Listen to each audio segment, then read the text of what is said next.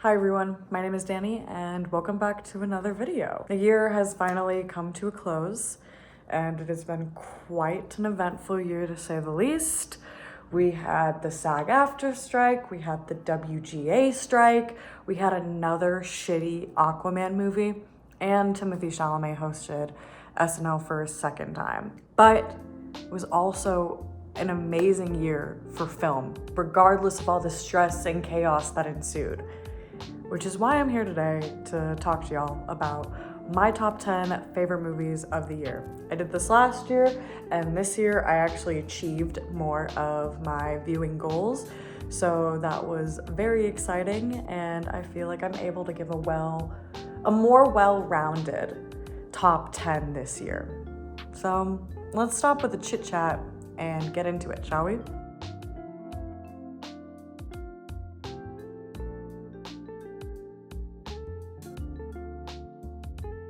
We are starting off this top 10 super strongly with Spider-Man Across the Spider-Verse.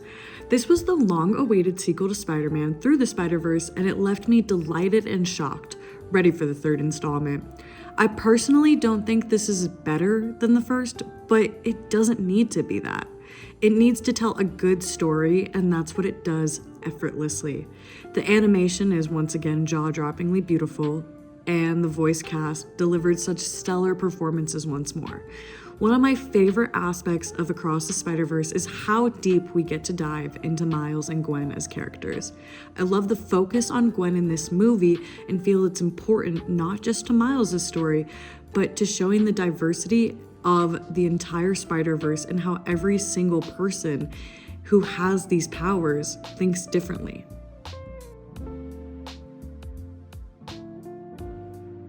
Part of me was thinking about whether or not I would feel like a cop-out putting Barbie and or Oppenheimer in my top 10 of the year list.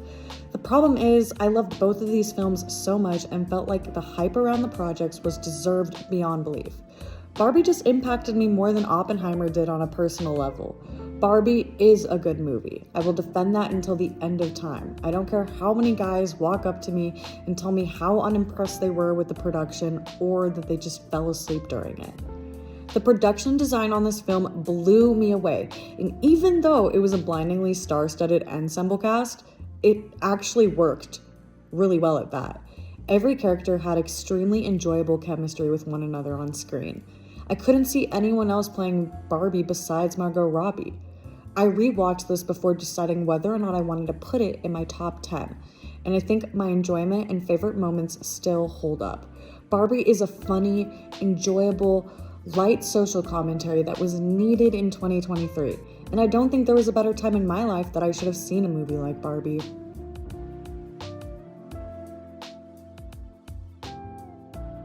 Spot number 8 belongs to American Fiction. I was a huge fan of seeing this movie when I was able to catch it at the Denver Film Festival this fall, and I'm pretty sure Cord Jefferson delivered one of my favorite screenplays of the entire year. This is by far my favorite performance from Jeffrey Wright, and as well as standout performances from Sterling K. Brown and Issa Rae. I think one of my favorite aspects of this film is the chemistry that every character has, and you can see it in the most subtle details. I love the social commentary tackled in this film, and thought that it was one of the funniest films I saw all year. The soundtrack is also by far one of my favorites because it's almost solely comprised of jazz, and it fits really well with Thelonious' character arc.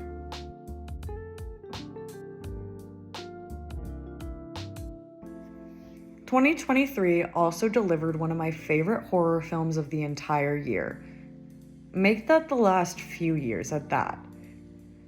A24 released Talk to Me, the directorial debut from the Philippou brothers.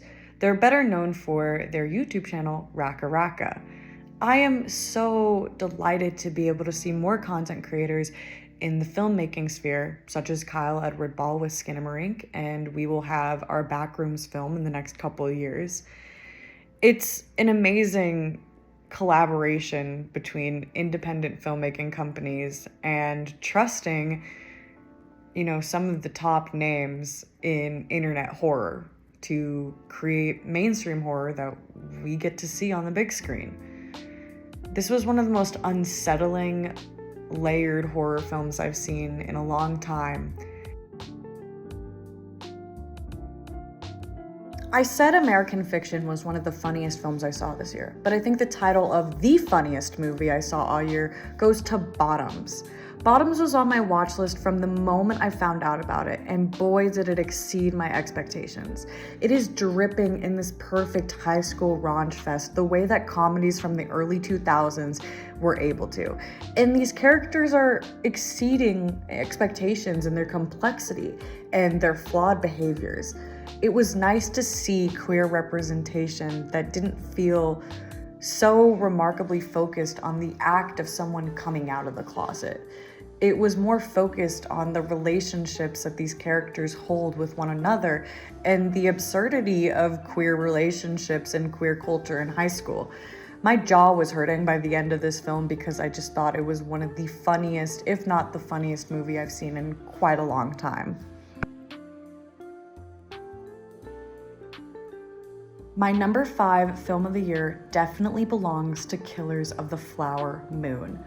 This was the most recent crime epic directed by Martin Scorsese, and my God, there is so much love I have for this film. Watching this in theaters reminded me how much I love movies and the process of making a movie, such as Killers of the Flower Moon. And Lily Gladstone probably gives my favorite performance of the year from any person in any movie I was able to see. I think that the runtime, though it's a jarring 3 hours and 27 minutes, only felt like about a 2 hour and 30-minute film. The pacing was immaculate, the set design and the production design was impeccable. And look, I hate to be that person, but DiCaprio gives another stellar performance. We shouldn't expect anything less from him. All of Us Strangers was not what I was expecting it to be at all. And I think that's why it deserves number 4 in my top films of the year. I didn't see remotely any trailers for this before catching it at Denver Film Festival because I didn't want to. I've heard of Andrew Haig's work before, and I had the privilege of being able to meet him in person when I was able to catch this screening. It's a beautifully haunting ghost story that is the queer representation we needed this year. It's for queer people who have felt like they've lost so much in memory and in time, yet are also searching for it in the present and the future, through lovers, haters, through writing, through merely existing.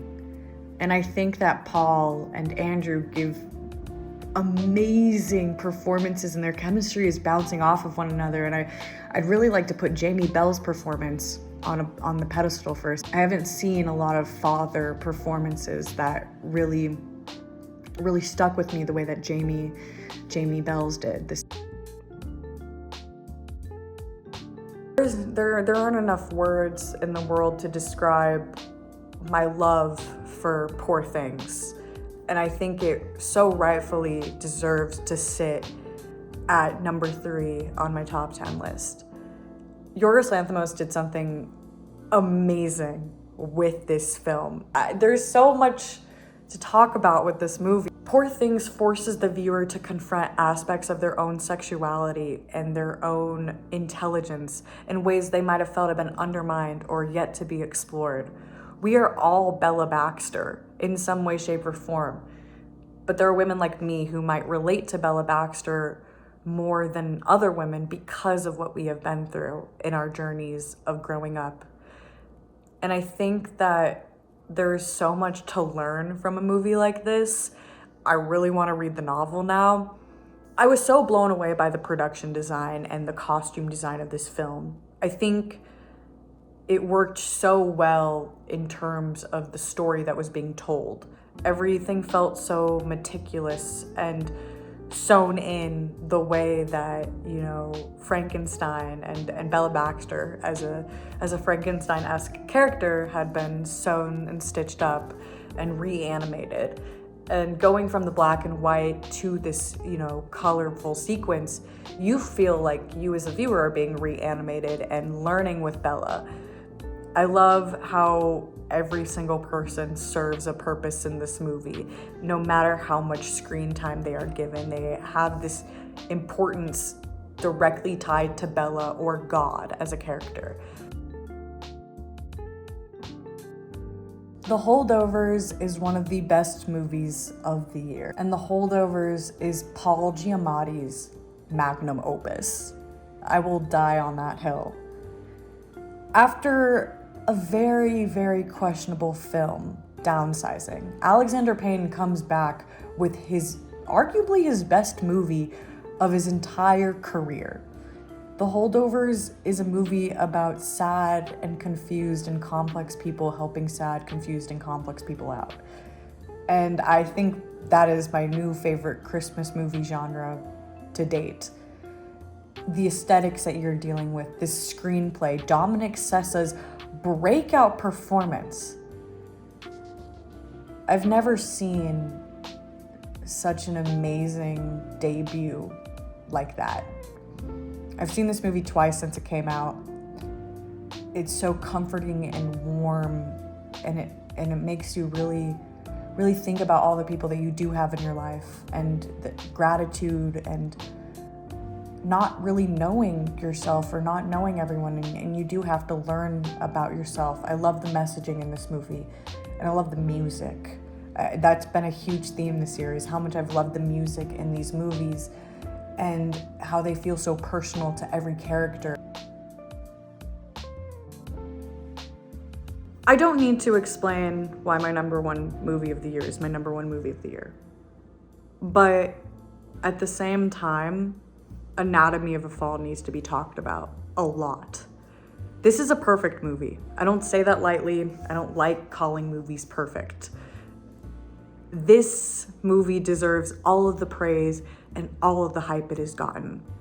Sandra Hüller delivers the best performance of 2023 out of any person at all.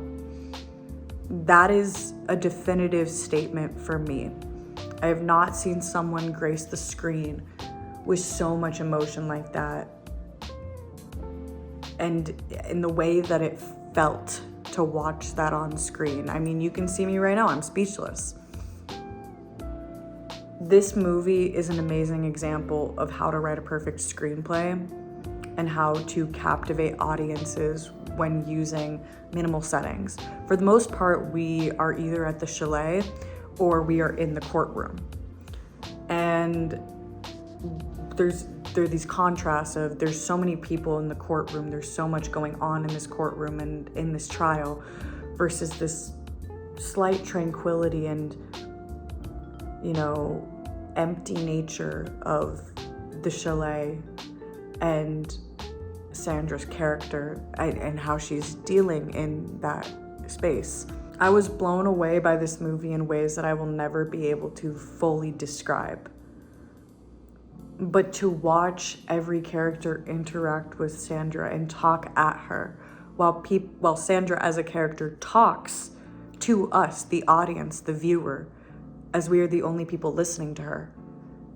That is a dynamic I haven't experienced in cinema in a while, and in the way that I did.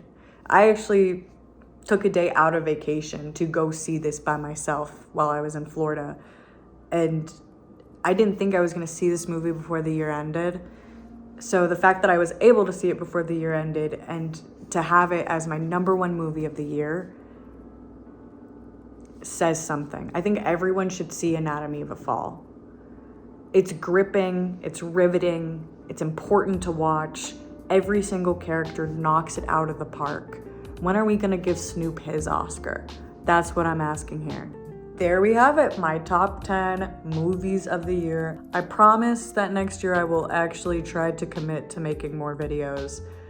This year was a huge year of transition and change and really focusing on what I want to do, being a filmmaker and being a writer. And I really want to integrate that into my YouTube channel more. So here's to 2024, a year with good movies a year with hopefully more YouTube videos, and maybe I'll have a different hair color at the end of next year. But that's it. I'll see y'all next time.